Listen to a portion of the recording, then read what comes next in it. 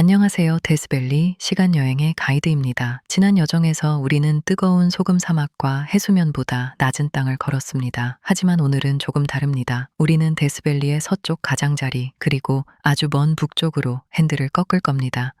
이곳은 숨겨진 폭포가 흐르고 150년 전의 숯 냄새가 배어 있으며 모래가 노래를 부르는 곳입니다. 35분의 긴 여정, 안전벨트 매셨나요? 자, 그럼 출발합니다. 지금 우리는 데스밸리의 서쪽 관문 하무단 파서 크롤리 오버룩, 파더 크롤리 오버룩에 서 있습니다. 발 아래 펼쳐진 저 거대한 파나민트 밸리, 파나민 밸리와 붉은 화산암 협곡 정말 장관이죠? 이 전망대의 이름은 1930년대 이 거친 사막 교구를 담당했던 존 제이 크롤리 신부님의 이름을 딴 것입니다. 사람들은 그를 사막의 신부 디저트 파드레라고 불렀습니다. 그는 단순한 성직자가 아니었어요.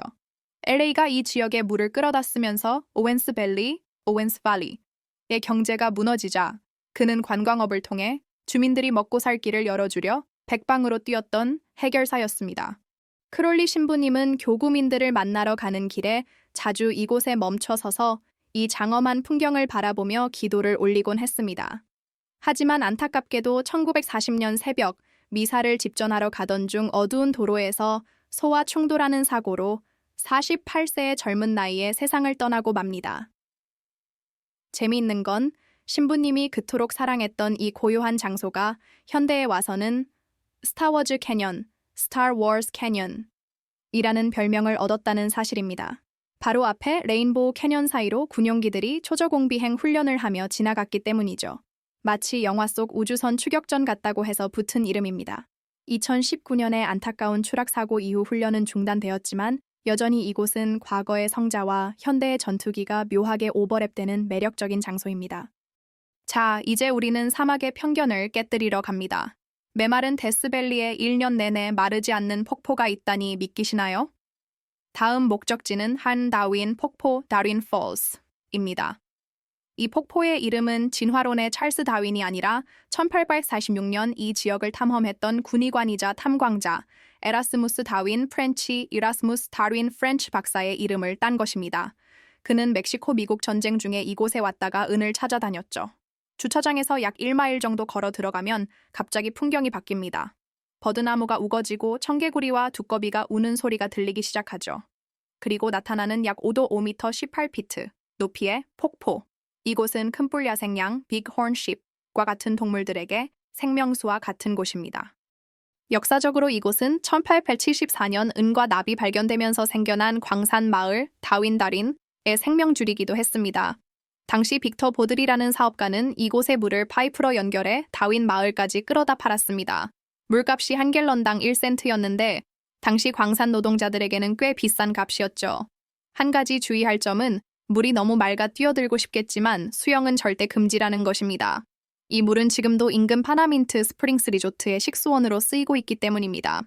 이제 우리는 해발 2000m가 넘는 높은 산으로 올라갑니다. 공기가 서늘해지면서 피니언 소나무 향기가 코끝을 스칩니다.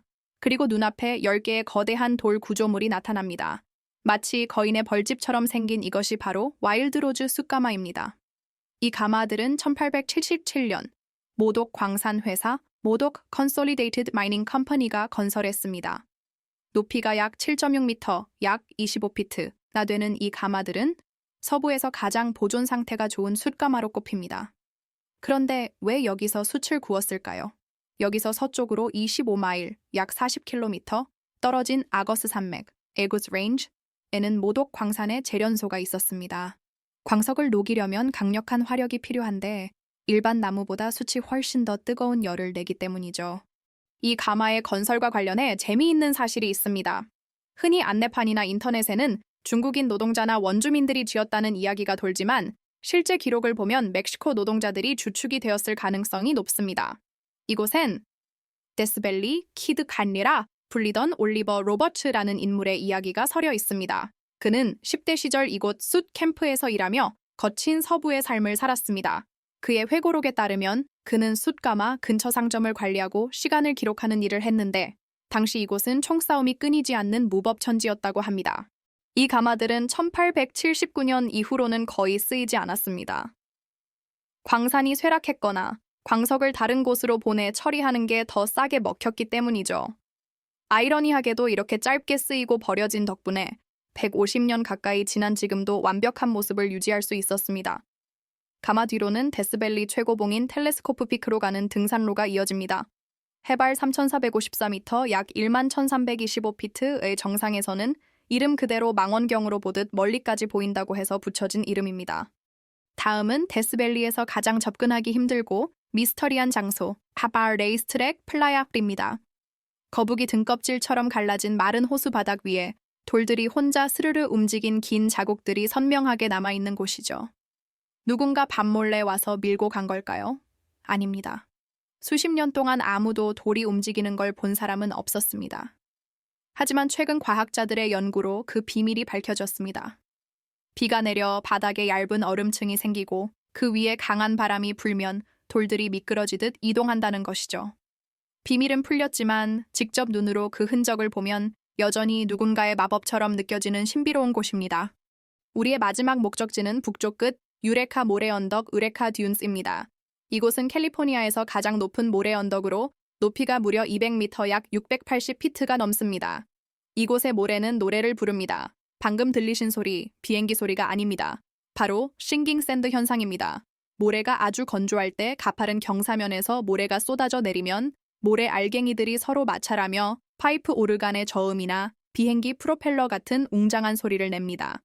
또한 이곳은 사막의 섬과 같습니다. 주변 산맥에 막혀 고립되어 있어서 오직 이곳에서만 사는 희귀한 생명들이 있습니다. 밤에만 하얀 꽃을 피우는 유레카둔 이브닝 프림로즈, 유레카 듀운스 이브닝 프림로즈, 나 유레카둔 그라스 같은 식물들은 전 세계에서 오직 여기, 이 모래 언덕에서만 볼 수 있는 멸종 위기종입니다. 오늘 우리는 헌신적인 크롤리 신부님의 발자취부터 19세기 숯가마 노동자들의 땀방울, 그리고 노래하는 모래 언덕의 신비까지 데스밸리의 숨겨진 얼굴들을 만났습니다. 그리고 잊지 말아야 할 사람들이 있습니다. 바로 이 땅의 원래 주인인 팀비샤 쇼쇼니 부족입니다. 그들은 국립공원 지정 이후 문제 취급을 받으며 강제 이주 위기에 처했고 공원 측이 집을 물로 씻어내려 파괴하는 아픔을 겪기도 했습니다. 하지만 폴린 에스테베스 같은 여성 지도자들의 끈질긴 투쟁 끝에 2000년 마침내 그들의 고향을 되찾았습니다. 폴린 할머니는 이렇게 말했습니다. 우리는 영원히 이곳에 살 것이다. 종이 조각 따위가 우리의 역사를 말해줄 순 없다. 황량해 보이는 이 땅에도 수천 년의 삶과 투쟁, 그리고 생명이 살아 숨쉬고 있습니다. 여러분의 데스밸리 여행이 단순한 구경이 아니라 이 땅의 깊은 이야기를 듣는 시간이 되기를 바랍니다. 지금까지 데스밸리 시간여행 가이드 Places with Stories 였습니다. 안전 운전하세요. 여러분, 데스밸리 하면 뭐가 떠오르세요? 끝없이 펼쳐진 사막. 사실 그곳 깊숙한 곳에 아주 기이하고 거대한 건축물이 숨겨져 있습니다. 오늘 바로 그 미스테리를 한번 파헤쳐 보려고 합니다. 자, 지금 보시는 이 사진. 꼭 무슨 거대한 돌로 만든 벌집 같지 않나요? 이게 데스밸리 한복판에 그것도 완벽하게 줄을 맞춰서 서 있단 말이죠. 진짜 이 기묘한 건축물들 대체 정체가 뭘까요? 여기가 바로 페너민트 산맥에 있는 와일드로즈 캐년이라는 곳인데요. 이 험준한 자연 한가운데 진짜 누가 봐도 거인들이 세워놓은 것 같은 이 돌 구조물들이 딱 버티고 서 있으니까 보는 사람을 그냥 압도해 버립니다. 높이가 얼마냐면요. 무려 25피트. 미터로 따지면 거의 8미터에 달해요. 감이 잘 안 오시죠? 그냥 우리 아파트 한 3층 높이라고 생각하시면 됩니다. 와, 상상만 해도 진짜 어마어마한 규모죠. 근데 진짜 놀라운 건 따로 있어요.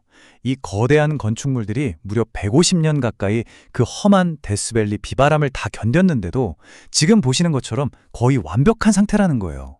아니, 어떻게 이게 가능할까요? 바로 이 점 때문에 미스터리가 더 깊어지는 거죠. 자, 이렇게 정체를 알 수 없으니까 사람들이 가만히 있었겠어요? 당연히 온갖 흥미로운 이야기, 그러니까 전설들이 만들어지기 시작했습니다. 먼저 이 정교한 디자인을 딱 보니까 사람들이 야, 이건 보통 솜씨가 아니다. 분명 스위스 기술자들이 설계했을 거야. 이런 말이 나온 거죠. 그럼 누가 지었을까요? 건설 인력에 대한 얘기도 빠질 수 없죠. 당시 서부에 중국인 노동자들이 많았거든요.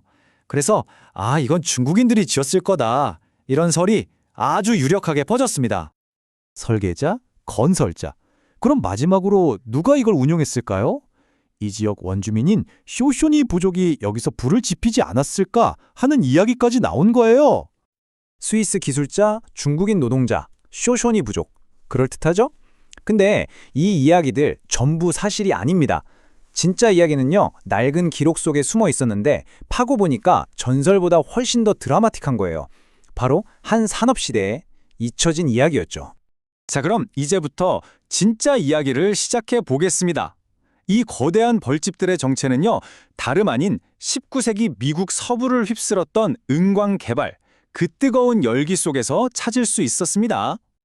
이 수수께끼를 푼 결정적인 단서는 무슨 구전설화 같은 게 아니었어요.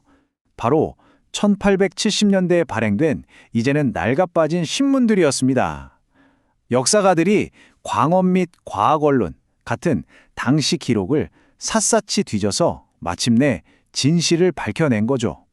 그 기록들을 토대로 재구성한 타임라인을 한번 보시죠. 자, 1875년 근처에서 은이랑 납이 발견돼요. 그러자 불과 2년 뒤인 1877년에 바로 이 가마 10개가 뚝딱 지어집니다. 근데 이상한 건 딱 2년만 쓰고 1879년에 버려졌다는 거예요. 아니 왜 이렇게 짧게 쓰고 버렸을까요? 바로 여기가 이 미스터리의 가장 중요한 부분입니다. 네, 이 가마들의 진짜 목적, 바로 숯을 만드는 거였습니다. 숯 공장이었던 거죠. 여기서 한 40km 떨어진 모독이라는 광산의 재련소에 보낼 연료를 생산하기 위해서요. 그리고 여기서 되게 흥미로운 사실이 하나 나오는데 이 광산회사 이사 중에 그 유명한 언론 재벌 윌리엄 랜돌프 허스트 아시죠? 바로 그 아버지 조지 허스트가 있었다는 겁니다. 그럼 이 거대한 가마들은 대체 어떻게 숲을 요리해서 숯을 만들었을까요? 지금은 거의 잊혀졌지만 당시에는 정말 최첨단 기술이었거든요. 그 세계로 한번 들어가 보시죠. 일단 숯이 뭔지부터 간단히 짚고 넘어가야겠죠? 숯은 그냥 나무를 산소 없는 데서 뜨겁게 구운 순수한 탄소 덩어리라고 보시면 돼요. 이게 왜 중요하냐면 그냥 나무보다 훨씬 뜨겁고 오래 타거든요. 그러니까 단단한 광석을 녹이려면 이만한 연료가 없었던 거죠. 이런 최첨단 가마가 나오기 전에는 마일러라는 되게 원시적인 방식을 썼어요. 지금 보시는 것처럼 그냥 나무를 잔뜩 쌓고 흙으로 덮어요.